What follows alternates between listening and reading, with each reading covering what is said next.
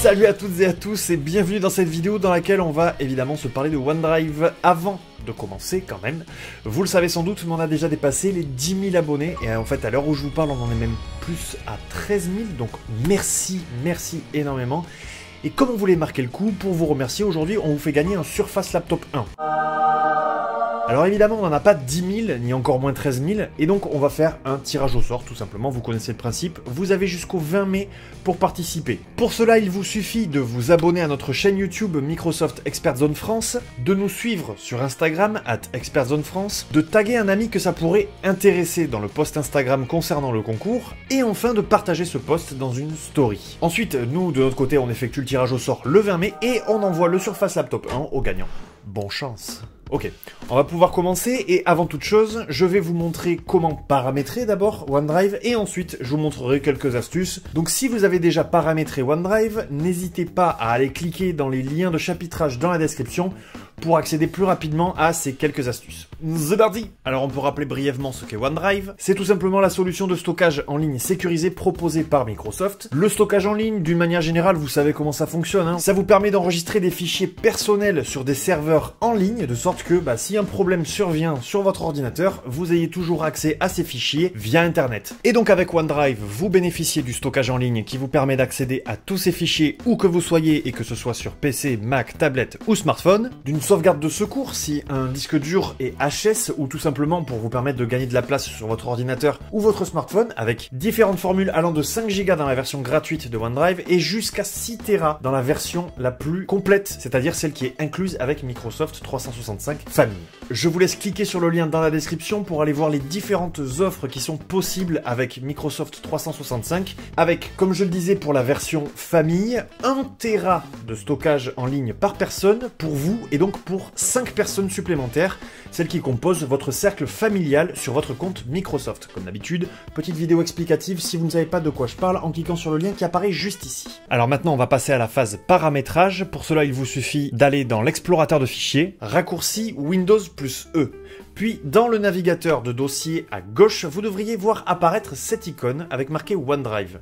Faites un clic droit puis allez dans Propriétés tout en bas. Ici vous allez donc pouvoir gérer les propriétés, comme son nom l'indique, de OneDrive. Je vais vous laisser explorer un petit peu toute cette partie, mais sachez que vous allez pouvoir gérer pas mal de choses, hein, comme par exemple en termes d'options de partage, en termes de sécurité, si par exemple vous êtes plusieurs à utiliser un même PC, ça arrive, hein, donc savoir quelles autorisations vous donnez à quel profil sur ce PC.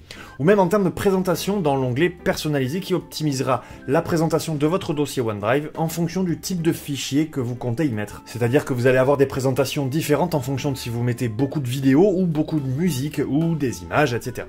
Bref, vous l'avez compris, il s'agit de paramètres plutôt liés à l'interface dans votre ordinateur. Mais maintenant, on va entrer un peu plus dans le vif du sujet. Je vous invite à faire un clic droit, donc toujours sur cette même icône de OneDrive, et à vous rendre ici dans Paramètres. Pour commencer, les paramètres généraux, avec la possibilité de cocher différentes cases, comme par exemple le lancement automatique de OneDrive à l'allumage de Windows.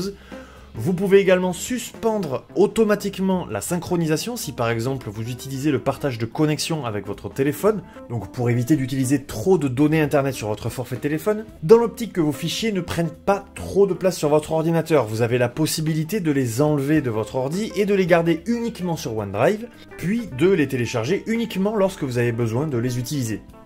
Ensuite, on continue dans l'onglet Compte. Vous avez la possibilité d'ajouter un compte si, comme je vous le disais tout à l'heure, vous êtes plusieurs à utiliser le même PC ou que vous avez un OneDrive personnel et un OneDrive pour votre entreprise.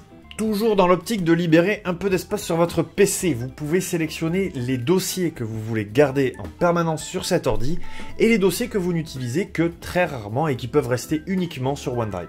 Et enfin, pour terminer avec cet onglet Compte, vous pouvez déterminer le temps après lequel votre coffre-fort personnel se verrouille, nécessitant alors d'entrer votre code confidentiel pour le rouvrir et avoir accès à nouveau aux fichiers qu'il contient. Mais je vais vous réexpliquer le coffre-fort un peu plus tard. Vous pouvez paramétrer la sauvegarde de sorte que vos dossiers bureau, documents et images soient enregistrés sur votre OneDrive et soient surtout disponibles sur d'autres appareils. Ça, c'est super pratique pour retrouver toutes vos images, tous vos documents importants et ce peu importe l'appareil que vous utilisez. Super pratique aussi si vous changez souvent d'appareil. Ici en dessous, vous pouvez décider également si OneDrive doit enregistrer des photos ou vidéos dès que vous connectez un appareil photo, un téléphone, etc. à votre PC. Et enfin, pour finir avec ce qui nous intéresse ici, l'onglet Office dans lequel vous allez pouvoir gérer vos paramètres pour les applications Office pour pouvoir collaborer avec d'autres personnes sur un même document. Maintenant qu'on a remis un petit peu les pendules à l'heure pour tout le monde, je vais vous montrer donc quelques fonctionnalités que vous ne connaissez peut-être pas et qui peuvent vous aider dans OneDrive. Par exemple, celle que j'utilise le plus, c'est le partage par lien. Lorsque vous voulez partager un fichier Word ou une photo ou une vidéo ou même un dossier contenant tout ça à la fois, vous pouvez le faire grâce à un lien. Les gens n'auront plus alors qu'à cliquer sur le lien pour accéder à ce que vous voulez partager avec eux. Et ça marche que vous soyez sur votre PC ou sur votre téléphone. Sur PC, un simple clic droit sur un dossier synchronisé avec OneDrive, puis partager. Sélectionnez ensuite les modalités du partage, à savoir si les personnes peuvent modifier ou non l'élément que vous souhaitez partager. Et enfin, copiez le lien et collez-le dans une conversation, que ce soit sur vos réseaux, par SMS ou par mail par exemple. Même chose sur votre téléphone, sélectionnez le fichier que vous voulez envoyer, cliquez sur le menu à 3 points correspondant à ce fichier, puis cliquez sur Partager, choisissez l'application dans laquelle vous voulez partager votre fichier, et si elle ne fait pas partie de la liste qui vous est proposée, eh bien tout simplement, il vous suffit de copier le lien ou de l'envoyer directement par mail via Outlook.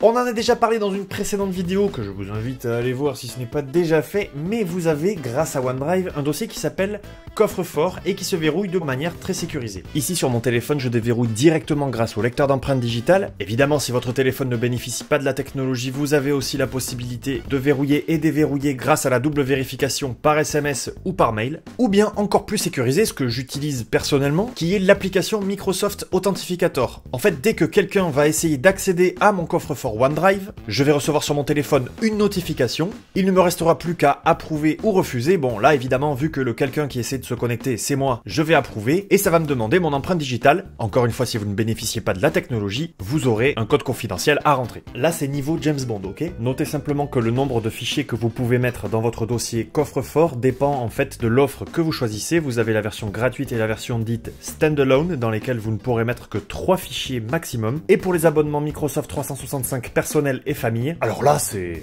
illimité, c'est clair ou pas? Enfin dans la limite de votre stockage de OneDrive, 1 Tera donc. Après, si ces 1 Tera ne vous suffisent pas, même si c'est déjà énorme, sachez que vous avez la possibilité d'augmenter votre stockage, moyennant évidemment des frais mensuels, et ce jusqu'à 2 Tera. Si comme moi vous préférez garder vos documents importants de façon numérique et non pas sous forme de 15 000 papiers mal rangés dans un classeur et qui prennent de la place, et que en plus de ça, vraiment pas de bol, vous n'avez pas de quoi les scanner, sachez que vous avez la possibilité de les numériser, tous ces papiers. Et ce, en passant directement par l'application OneDrive.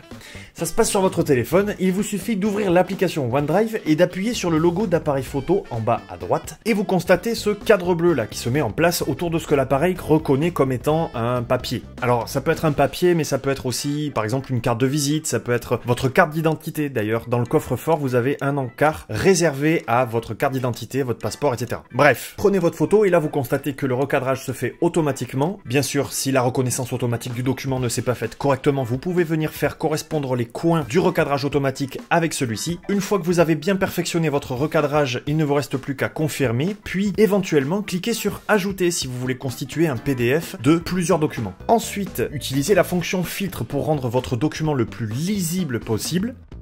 Une fois que tout est parfait, vous pouvez terminer. Choisissez ensuite un dossier dans lequel votre document sera enregistré et il ne vous reste plus qu'à l'envoyer via un lien ou à le partager directement dans un mail, comme je vous l'ai montré tout à l'heure. Pour tout vous avouer, je viens de déménager et j'ai eu donc énormément de papiers à envoyer à droite à gauche. Eh bien, j'ai tout fait par mail et en une seule journée grâce à OneDrive. Merci OneDrive. Blague à part, c'est un outil que j'utilise vraiment au quotidien, non seulement pour de la sauvegarde, mais surtout pour du partage, pour mes scripts vidéo, etc. Et c'est la raison pour laquelle je trouvais important de vous faire une vidéo dessus, pour que vous aussi, vous facilitiez la vie. Bref, comme d'habitude, vous commencez à connaître le refrain. Abonne, cloche, like, commente et partage, ce qui nous aide énormément sur cette chaîne. En attendant, on se retrouve très vite dans une prochaine vidéo. Prenez soin de vous. Ciao!